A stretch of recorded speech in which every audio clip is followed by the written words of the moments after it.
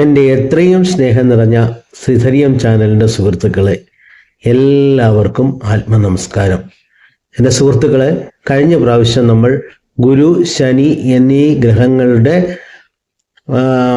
മാറ്റവും അതിൻ്റേതായിട്ടുള്ള ദോഷപരിഹാരങ്ങളും കഴിഞ്ഞ വീഡിയോയിൽ നമ്മൾ പറഞ്ഞു അല്ലേ.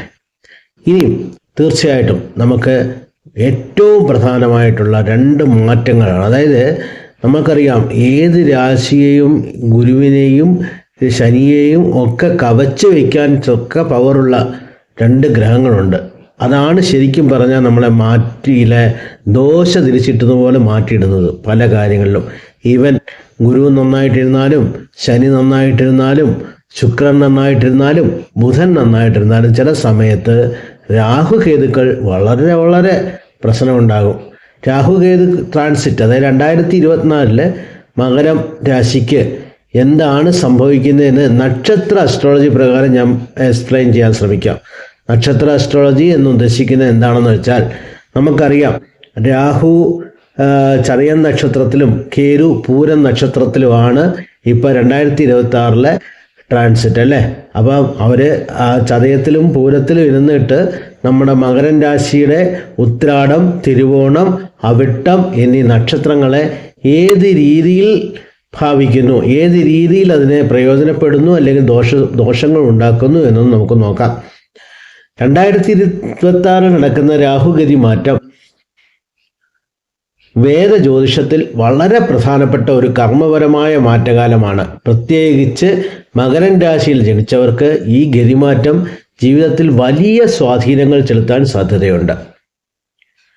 ജ്യോതിശാസ്ത്ര പ്രകാരം രാഹുവും കേതുവും സാധാരണ ഗ്രഹങ്ങളല്ല. ഇവയെ ഛായാഗ്രഹങ്ങൾ അല്ലെങ്കിൽ ഷാഡോ പ്ലാനറ്റ്സ് എന്ന് നമ്മൾ വിളിക്കുന്നു. ഇവ മനുഷ്യരുടെ പൂർവജന്മ കർമ്മഫലങ്ങളെയും ഭാവിയിലെ ജീവിത പദത്തെയും ശക്തമായി സ്വാധീനിക്കുന്നതായിരിക്കും. പലർക്കും അനുഭവങ്ങളാണ്. ഈ വീഡിയോയിൽ നക്ഷത്ര ജ്യോതിഷ പ്രകാരം നമ്മൾ ഈ രാഹുകേതുക്കളുടെ ഗതിയെ മനസ്സിലാക്കുകയും അതിനുള്ള DNA അസ്ട്രോളജി പ്രകാരമുള്ള പരിഹാരങ്ങൾ പറഞ്ഞു തരാൻ ശ്രമിക്കുകയും ചെയ്യാം. എൻ്റെ സുഹൃത്തുക്കളെ, ഈ വീഡിയോയിൽ നമ്മൾ DNA അസ്ട്രോളജിയെ പറ്റി പറയുന്നു. അടുത്ത വീഡിയോയിൽ നമ്മൾക്ക് കാർമിക് ജ്യോതിഷത്തെ പറ്റി പരിഹാരത്തെ പറ്റി പറയാം. അങ്ങനെ വരും വീഡിയോകളിൽ മകരരാശിക്ക് രാഹുകേതുക്കളെ കൊണ്ടുള്ള പരിഹാരങ്ങൾ ഏതെല്ലാം രീതിയിൽ നമുക്കറിയാവോ ആ രീതിയിലുള്ള പരിഹാരങ്ങളൊക്കെ പറയാൻ ശ്രമിക്കാം. അപ്പോൾ ദയവ് ചെയ്ത് ഈ വീഡിയോ മുഴുവൻ കേട്ട് അതിനെ ഉൾക്കൊള്ളണമെന്നും അത് സബ്സ്ക്രൈബ് ചെയ്യണമെന്നും ലൈക്ക് ചെയ്യണമെന്നും ഞാൻ ആദ്യമേ അപേക്ഷിക്കുകയാണ്. അപ്പോൾ പോവാം സുഹൃത്തുക്കളെ, നമുക്ക് അതായത് ഉത്രാടം നക്ഷത്രത്തിന് അധിപൻ സൂര്യനാണെന്ന് നമുക്ക് നല്ല അറിയാം. അപ്പോൾ രാഹു ഉത്രാടവും, അതായത് രാഹു നിൽക്കുന്ന ചതയം നക്ഷത്രവും ഉത്രാടവും തമ്മിൽ 4ാമത്തെ നക്ഷത്രമാണ്. 4ാമത്തെ നക്ഷത്രം എന്താണ്? ക്ഷേമധാരയാണ് അല്ലേ, ക്ഷേമധാരയാണ്. അപ്പം നമുക്ക് തീർച്ചയായിട്ടും രാഹു ഭഗവാൻ ഉത്രാടം നക്ഷത്രത്തിന് അത്ര വലിയ ഒരു ഉപദ്രവം ഉണ്ടാക്കിയില്ല. തീർച്ചയായിട്ടും ചില എന്താ പറയുന്നത് സപ്പോർട്ടേ ചെയ്യുള്ളൂ എന്നാണ് നമുക്ക് പ്രതീക്ഷിക്കാവുന്നത്. അടുത്തത് തിരുവോണം നക്ഷത്രത്തിന് ഈ രാഹു ഭഗവാൻ എങ്ങനെ വർക്കിക്കും? 3ാമത്തെ നക്ഷത്രമാണ്. അപ്പം 3ാമത്തെ നക്ഷത്രം എന്ന് പറഞ്ഞാൽ എന്താണ്? വിപത്ത് ധാരയാണ്. വിപത്ത് ധാര എന്ന് വിപത്തുണ്ടാക്കുമെന്നല്ല, ചില കഷ്ടങ്ങൾ, ചിലപ്പോൾ ത്വക്ക് രോഗങ്ങളോ അല്ലെങ്കിൽ അങ്ങനെ ചെറിയ കഷ്ടങ്ങൾ ഡയറക്റ്റായിട്ട് മൂക്കെ തൊടുന്നതിന് പകരം തലയെ ചുറ്റി മൂക്കെ തൊടേണ്ട അവസ്ഥകളൊക്കെ വരാൻ തിരുവോണം നക്ഷത്രത്തിന് രാഹുവിനെ കൊണ്ട് സംഭവിക്കാവുന്നതാണ്. ഇപ്പം നിങ്ങളത് നോട്ട് ചെയ്തോളുക. കാരണം പരിഹാരം കേൾക്കുമ്പോൾ പ്രത്യേകിച്ച് നമുക്ക് രാഹുവിന് പരിഹാരം എടുക്കണമെന്ന് ഓരോ തിരുവോണക്കാരനും മനസ്സിലാക്കേണ്ടതുണ്ട്. ഓക്കെ, അടുത്തത് അവിട്ടം നക്ഷത്രം. അവിട്ടം നക്ഷത്രത്തിന് 2ാമത്തെ നക്ഷത്രമാണ്. തീർച്ചയായിട്ടും അവിട്ടം നക്ഷത്രത്തെ സംബന്ധിച്ചോളം ധനധാരയിലാണ് രാഹു ഇരിക്കാൻ പോകുന്നത്. ദാറ്റ് മീൻസ് അതൊരു തീർച്ചയായിട്ടും നിങ്ങൾക്ക് പണം കൊണ്ടുവരാൻ ചാൻസ് കൂടുതലാണ്. ഇപ്പോൾ മനസ്സിലായില്ല സുഹൃത്തുക്കളെ, ഒരേ രാശിയും ഒരേ ഗ്രഹങ്ങളുടെ മാറ്റവും നമുക്ക് ഈ നക്ഷത്ര അസ്ട്രോളജി പ്രകാരം വ്യക്തമായി വ്യക്തമായിട്ട് നമുക്കൊരു രാശിയിൽ 3 നക്ഷത്രങ്ങളാണെങ്കിലും 3 സ്വഭാവത്തിലാണ് ഗ്രഹങ്ങൾ ആക്ടിവേറ്റ് ചെയ്യുന്നതെന്ന് നമുക്ക് മനസ്സിലാക്കാൻ ശ്രമിക്കും. ഇതാണ് നക്ഷത്ര അസ്ട്രോളജിയുടെ ഒരു പ്രത്യേകത. അപ്പോൾ അടുത്തത് നമുക്ക് കേതുവിനെ പറ്റി ഒന്ന് ആലോചിച്ച് നോക്കാം. തീർച്ചയായിട്ടും ഞാൻ പരിഹാരങ്ങൾ പറയുന്നതാണ്. നിങ്ങൾ ആദ്യം രാഹു കേതുക്കളുടെ അവസ്ഥകൾ മനസ്സിലാക്കുക. ഇപ്പോൾ കേതു വന്നിട്ട് നമുക്ക് പൂരം നക്ഷത്രത്തിലാണ് അല്ലേ, ഗോചരാവശാൽ പൂരം നക്ഷത്രത്തിൽ നിൽക്കുന്നത് കൊണ്ട് തന്നെ 18ാമത്തെ നക്ഷത്രത്തിലാണ് നിൽക്കുന്നത്. 9ാമത്തെ ദാറ്റ് മീൻസ് പരമമൈത്രധാരയിലാണ് നിൽക്കുന്നത്. സോ കേതു വന്നിട്ട് ഉത്രാടം നക്ഷത്രത്തിന് ഒരു സപ്പോർട്ടീവായിട്ട് തന്നെ നിൽക്കും.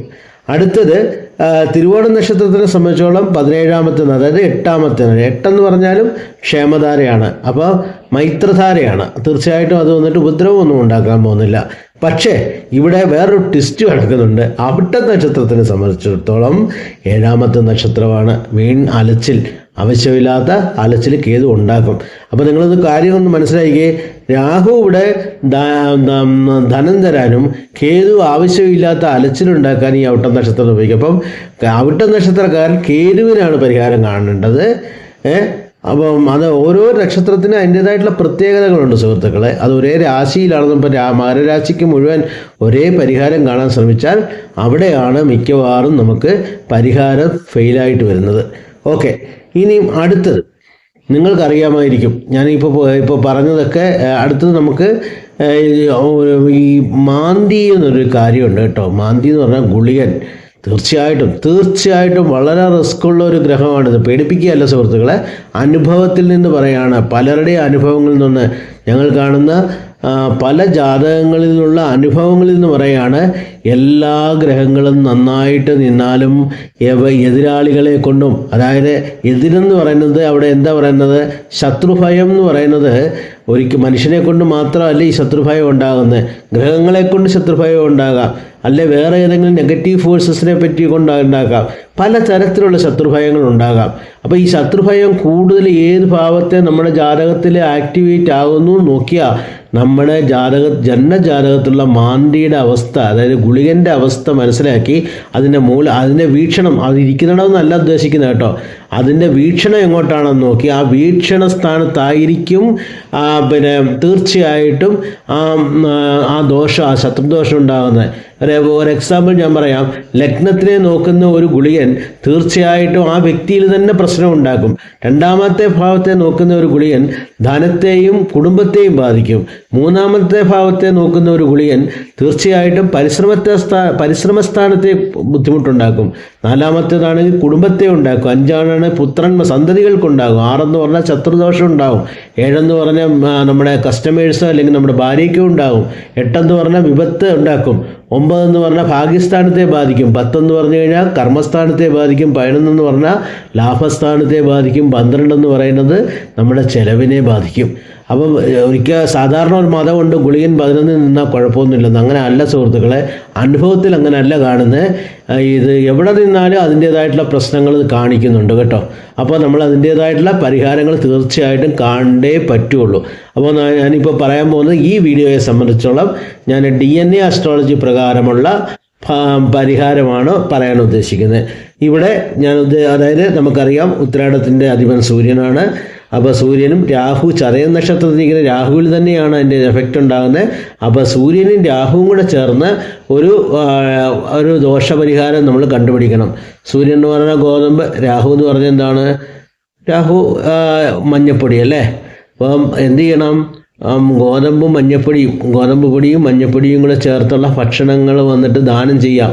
ഏറ്റവും നല്ലൊരു പരിഹാരമാണ് സുഹൃത്തുക്കളെ. എപ്പോഴും നമ്മൾ ആത്മീയ പരിഹാരത്തെക്കാട്ടിൽ കർമ്മ പരിഹാരങ്ങൾക്ക് പെട്ടെന്ന് എഫക്റ്റ് ഉണ്ടാകും. സോ നമ്മൾ ആ ഒരു രീതി ആയിരിക്കണം നമ്മൾ ചിന്തിക്കേണ്ടത്.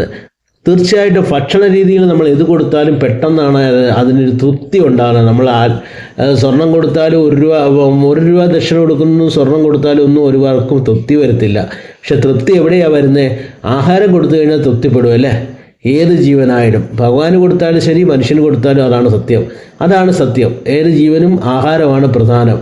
ആഹാരം ഉണ്ടെങ്കിൽ ബാക്കി കാര്യങ്ങളൊക്കെ എങ്ങനെയെങ്കിലുമൊക്കെ അഡ്ജസ്റ്റ് ചെയ്യും. അപ്പോൾ തീർച്ചയായിട്ടും നിങ്ങൾ ഈ ആഹാര രീതിയിൽ ദാനം ചെയ്താൽ തീർച്ചയായിട്ടും അതിൻ്റെ ഫലമുണ്ടാകും. അപ്പോൾ DNA അസ്ട്രോളജിയിൽ ഉത്രാടത്തിന് നമുക്ക് ഇങ്ങനെ ചെയ്യാം.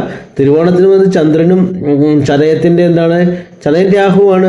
രാഹു എന്ന് പറയുമ്പോൾ നിങ്ങൾക്ക് ഏതൊക്കെ രീതിയിൽ എടുക്കാമെന്നറിയാവോ? മഞ്ഞൾപ്പൊടിയിൽ നിന്ന് എടുക്കാൻ രാഹുവിനെ, അതല്ല നിങ്ങൾക്ക് നൂൽപുട്ടെന്ന് പറഞ്ഞ് കേട്ടിട്ടില്ല? നൂൽപുട്ട് ഞാൻ ഇതിന് മുമ്പുള്ള വീഡിയോയിൽ ഒരു വീഡിയോ ഇട്ടിട്ടുണ്ട്, നൂൽപുട്ട്. അത് പാമ്പിൻ്റെ രൂപത്തിലുള്ള ഏത് സാധനം എടുത്താലും രാഹു തന്നെയാണ്. അല്ലെങ്കിൽ നമ്മുടെ റോഡ്, അതും രാഹുവാണ്. അപ്പോൾ നമുക്കത് റോഡ് എടുത്ത് ആർക്കും കൊടുക്കാൻ പറ്റില്ല. പക്ഷെ നമുക്ക് നൂൽപുട്ട് മാതിരിയൊക്കെയുള്ള ഭക്ഷണങ്ങൾ ഉണ്ടാക്കി അതിൻ്റെ കൂടെ പഞ്ചസാര, ചന്ദ്രൻ്റെ പാല് ചേർത്ത് കൊടുത്ത് ഒരാൾക്കൊന്ന് ഭക്ഷണം കൊടുത്തു നോക്കിയേ, അല്ലെങ്കിൽ ഒരു ജീവികൾക്ക് കൊടുക്കുക. ഇതൊരു DNA പരിഹാരമാണ്. ഇതൊക്കെ ഈസിയായിട്ട് സിമ്പിളായിട്ട് ചെയ്യാവുന്ന പരിഹാരങ്ങളാണ്. അതുപോലെ അവിട്ടത്തിന് ചൊവ്വായും പിന്നെ ചൊവ്വായുണ്ട്, ഇവിടെ രാഹുവുണ്ട്. അപ്പോൾ ചൊവ്വ എന്ന് പറയുന്നത് മുളക് പൊടിയല്ലേ? ചൊവ്വ എന്ന് പറഞ്ഞാൽ എരിവുള്ള സാധനങ്ങളെല്ലാം ചൊവ്വയാണ്. അതുപോലെ വേറെ നമുക്കപ്പം ചൊവ്വായ അപ്പോൾ അങ്ങനെ ഭക്ഷണ രീതിയിലും നമുക്കത് ഉപയോഗിക്കാം. അല്ല പിന്നെ ഭക്ഷണം എന്ന് പറഞ്ഞാൽ എന്താണ്? പരിപ്പ്, അത് ചൊവ്വയാണ്. അപ്പോൾ അത് നമുക്ക് ആ ധാന്യ രീതിയിലും നമുക്ക് പരിഹാരം ഉണ്ടാക്കാം. പിന്നെ ഞാനിപ്പം അടുത്ത വീഡിയോകളിലായിട്ട് ആത്മീയ പരിഹാരങ്ങൾ പറയുമ്പോൾ ആത്മീയ രീതിയിലുള്ള പരിഹാരങ്ങളും ഞാനിതിന് പറയാൻ ശ്രമിക്കാം കേട്ടോ. അതുപോലെ തന്നെ കേതുവിന് നോക്കുമ്പം സൂര്യനും രാഹുവുമാണ്. അതിൻ്റെ കേതുവിനെ അറിയാമല്ലോ, ഉത്രാട നക്ഷത്രത്തിനെ കേതു എങ്ങനെ എഫക്റ്റ് ചെയ്യുന്നത്? സൂര്യനും രാഹുവും പൂരത്തിൽ നിൽക്കുകയാണല്ലേ, അപ്പോൾ ചൊവ്വായും കൂടെയാണ്. അപ്പോൾ ഞാനിത് പറഞ്ഞ അതേ അവസ്ഥ തന്നെ. സൂര്യൻ എന്ന് പറഞ്ഞാൽ ഗോതമ്പ്, ചൊവ്വ എന്ന് പറഞ്ഞാൽ പിന്നെ എന്താ പറയുന്നത്, തുവരപ്പരിപ്പ്. ഇത് രണ്ടും കൂടി പൊടിച്ച് അതിൻ്റെ കൂടെ പിന്നെ രാഹുവിന് കൊടുക്കുക എന്ന് പറഞ്ഞാൽ എന്താണ്? രാഹു എന്ന് പറയുന്നത് എന്താണ്? നമുക്ക് രാഹുവിൻ്റെ ഏതെങ്കിലും ഒരു ധാന്യം എടുക്കാമല്ലോ. രാഹു എന്ന് പറയുന്നത് നമുക്ക് തീർച്ചയായിട്ടും എള്ളെടുക്കാം. അല്ലാന്നുണ്ടെങ്കിൽ എള്ളെടുക്കാം, പൊടി എടുത്ത് കൊടുക്കാമല്ലോ, അങ്ങനെ ചെയ്യാം. അല്ലെങ്കിൽ ഇത് വന്നിട്ട് പിന്നെ ഏതെങ്കിലും ജീവികൾക്ക് ദാനം ചെയ്യാം. ഇതൊക്കെ ചെയ്തു കഴിഞ്ഞാൽ തന്നെ തിരുവോണത്തിനതൊരു പരിഹാരമാണ്. അതുപോലെ അവിട്ടത്തിനായാലും ചൊവ്വായും രാഹുവും പിന്നെ ചേർന്ന ഭക്ഷണങ്ങൾ, ചൊവ്വായുടെയും രാഹുവിൻ്റെയും വീണ്ടും കേതുവിൻ്റെ നക്ഷത്രം പൂർവ്വമായതുകൊണ്ട് ആ ചൊവ്വായുടെയും നമുക്ക് എടുക്കാമല്ലോ. അപ്പോൾ അങ്ങനെ നമുക്ക് DNA പരിഹാരങ്ങൾ ആ രീതിയിൽ എടുക്കാം. ഇനി ആത്മീയ രീതിയിൽ പരിഹാരങ്ങൾ എടുക്കുന്നത് തീർച്ചയായിട്ടും ഞാൻ അടുത്ത വീഡിയോകളിലായിട്ട് ഞാൻ ആ പരിഹാര രീതികൾ പറഞ്ഞുതരാം. പിന്നെ എൻ്റെ സുഹൃത്തുക്കളെ, നമ്മുടെ ജാതകത്തിലെ ഈ ഗോചരാവസ്ഥകൾ നിങ്ങളിത് പിന്നെ ഇത് വീഡിയോ കേട്ട് മടക്കിയിട്ട് പോകരുത്. കാരണം ഇതിനകത്ത് മെയിനായിട്ട് നമ്മളിപ്പോൾ ഗോചരത്തെ അവസ്ഥകളെ പറ്റി മാത്രമാണ് പറഞ്ഞത്. ഒരാളുടെ ജാതകത്തിൽ ഏതെല്ലാം തരത്തിലുള്ള ശത്രുഭയങ്ങളുണ്ടെന്ന് നമുക്ക് മനസ്സിലാക്കിയേ പറ്റുള്ളൂ. ഗണ്ഡാണ്ഡ ദോഷങ്ങൾ, കാശി ജാതകം, അതുപോലെ മാന്തി, അതായത് ശത്രുദോഷം, ധൂമൻ, ഇങ്ങനെയൊക്കെയുള്ള ഉപഗ്രഹങ്ങൾ ഇതൊക്കെയുണ്ട്.